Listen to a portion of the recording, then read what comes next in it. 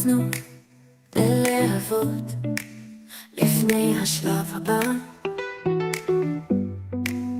הכעס שלנו חוצה את המסלול, כי עמוק בפנים אנחנו כל כך עצובים. ואז בלילה האפל התעוררות הפצעים שלנו, שבויים של השלשלאות שלנו. איך לשבור את הכאב? אתה יכול לפרוק את הזעם שלך מבלי לגרום נזק. הפוך את השנאה שלך לתעתוע, אל תהפוך לפרוק. הדמעות ללא פוגע, אין לך מחסה מבלי לגרום נזק. הפוך את השנאה שלך לתעתוע, אל תהפוך לפרוק.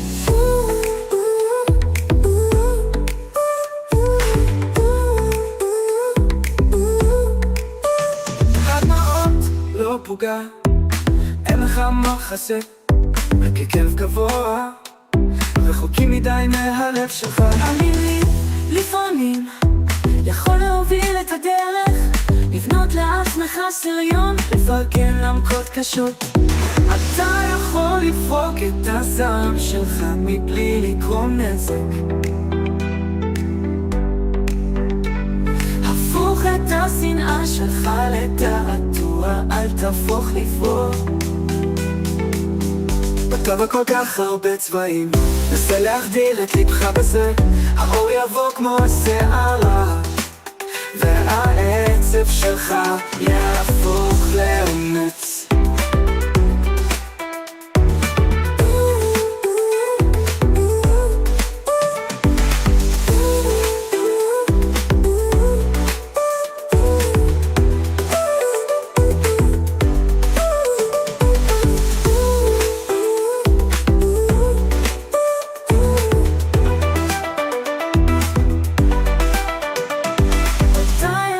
לפרוק את הזעם שלך מבלי לגרום נזק.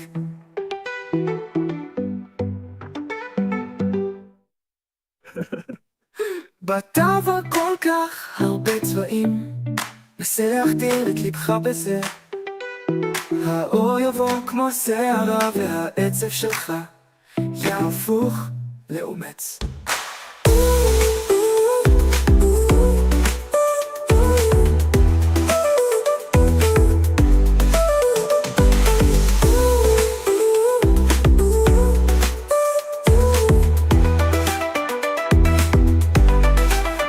לאומץ.